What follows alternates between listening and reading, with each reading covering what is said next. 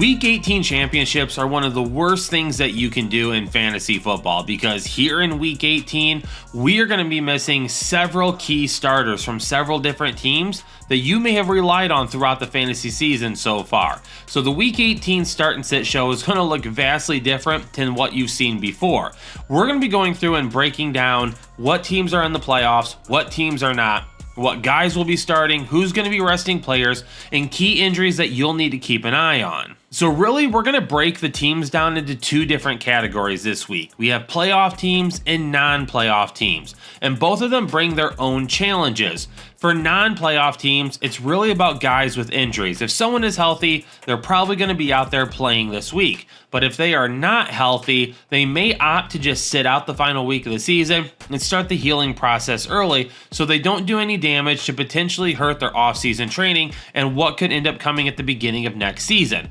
For playoff teams, it doesn't matter if you're hurt or you're healthy. There's going to be some teams that just choose to sit everybody. Then there's going to be other teams that it's all hands on deck. Let's start over in the AFC. Kansas City is locked up the number 1 seed. They have a bye. Buffalo is locked up the number 2 seed. Both teams are going to be sitting all of their starters. And when it comes to fantasy football, I'm staying away from both of these teams in week 18. The number 3 seed Baltimore, they need to win the division. So they know that they're going to have all their starters out there. There's a very low probability that we see a lot of those starters sit. However, there is still some risk associated with playing any of them because they're going up against the Cleveland Browns. If for some reason they blow Cleveland out, we could see a lot of these guys, especially Lamar Jackson and Derrick Henry, start to either sit after halftime or at the end of the third quarter. For Houston as the 4 seed, it does seem like they're going to be sitting a lot of their starters. I don't know if they're going to be sitting everybody because there hasn't been any confirmation as of this recording that they're going to start sitting players. However, having the 4 seed basically locked up with no reason to move up to the number 3 seed, for me personally, I expect them all to be sitting. I am going to put them as a medium risk right now that they're going to be sitting their starters. However, the risk overall is high for me because even if these guys get like 1 quarter for whatever reason, they're likely not going to play enough that you're going to want to start them anyway. Pittsburgh is still fighting for the division and they can improve their seed dramatically. So expect all of their starters to be out there and playing. And going up against Cincinnati, they definitely have an opportunity to have a solid fantasy day for anybody that ends up playing for them. The 6 seed LA Chargers could still bump up to the number 5 seed with the Pittsburgh loss to Cincinnati. So more than likely, they're going to be playing all of their starters. And it's a good matchup going up against the Raiders. It's just one of those things that we've already asked this question about a couple of other teams. If they do play their starters, how long do they end up being out there for? Do they play all of their starters? J.K. Dobbins played last week. Maybe they say, we want to keep him healthy. He's not going to play this week. Maybe Herbert ends up playing. We don't know any of that as of yet.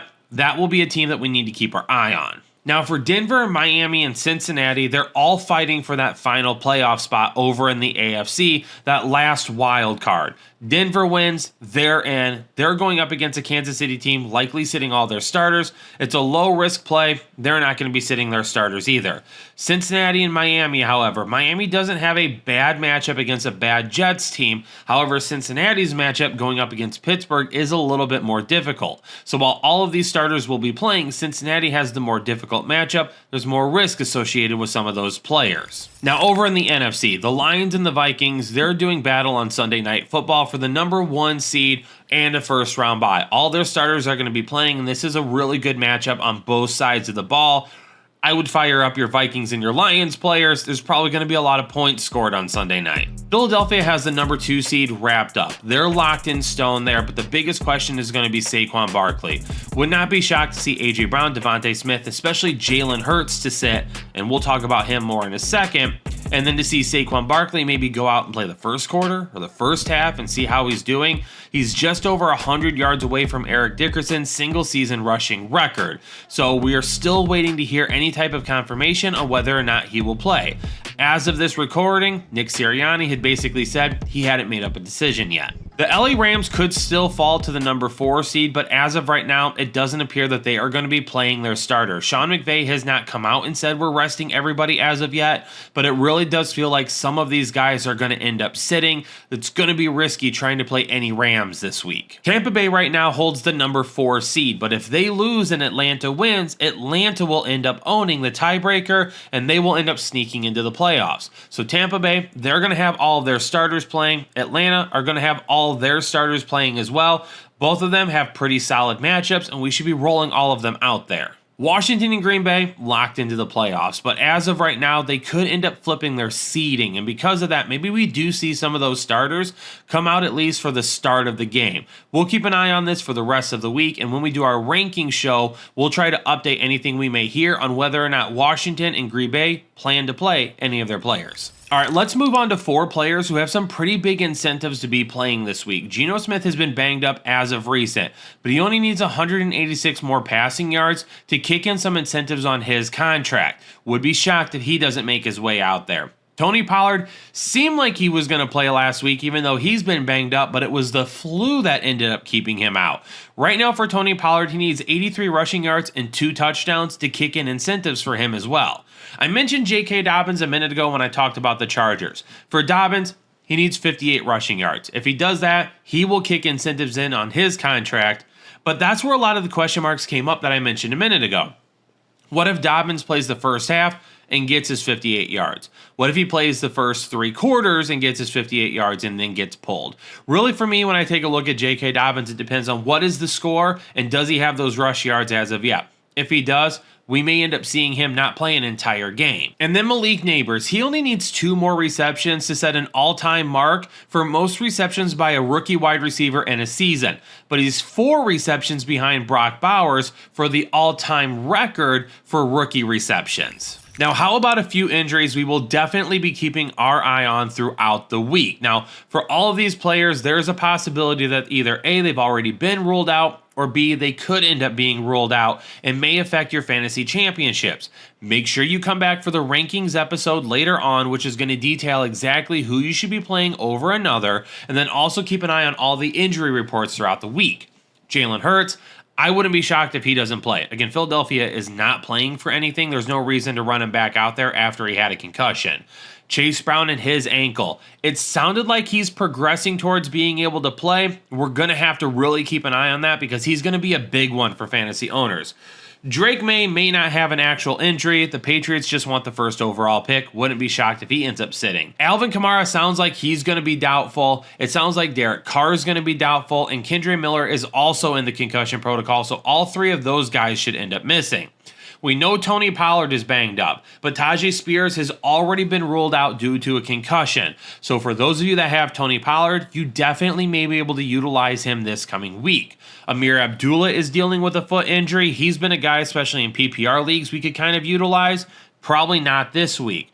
Tua is dealing with a hip injury that surprisingly kept him out last week. They need to win this week. Wouldn't be shocked to see him at least try to give it a go. Aaron Jones and his quad going up against the Detroit Lions. It's going to be a tough matchup regardless, going up against that Detroit front. They are riddled with injuries. They still do a good job against the run. If he's less than 50%, he could end up being risky, but it sounds like he's going to be out there. James Conner and his knee we have to keep an eye on. Jerome Ford and his ankle could end up being an issue this week. Christian Watson and his knee, you're definitely going to want to keep an eye on that if you try to play him because Green Bay is not really playing for all that much this week. Isaiah Pacheco and the ribs, he may end up just be a guy that completely sits because Kansas City has already said they're going to sit their starters. Josh Palmer's dealing with a heel injury. Jalen Waddle and Cade Otton both missed last week. Can they come back this week? Tony Pollard was dealing with the flu. We already know Tyjae Spears is out. Tony Pollard could end up making his way back. And then Brock Purdy and his hand on Monday Night Football kind of got rolled over on weird. He's been dealing with some nerve issues. Would not be shocked to see him end up sitting in Week 18. And as I already mentioned, this start and sit show is vastly different to anything we do all season long because we're not working with the same type of information this week that normally we have earlier in the season. Right now, we're looking for bodies. If you have guys that are healthy and guys that you know are playing, they're going to be in your lineup. But we're dealing with a lot of what ifs this week. Who's going to be sitting? Who's not going to be sitting? What injured players aren't going to try and push it? What playoff teams still have something? Who doesn't? Who's going to sit guys because they're out of it and they don't want anybody to get hurt for next year? A lot of different things coming up. So check out that rankings episode that will end up coming out later on that is going to give you some detailed feedback on who should be starting over one another. Headliner Nation, I really hope that all of our information all season long ended up helping you to fantasy championships, but those came in week 17. For those of you playing this week, best of luck. Hopefully you knock it out of the park and bring home those championships as well. But for now, Headliner Nation, I'm going to get out of here. Peace out, stay safe, stay healthy. I'll catch you on the next episode of the Fantasy Headliners.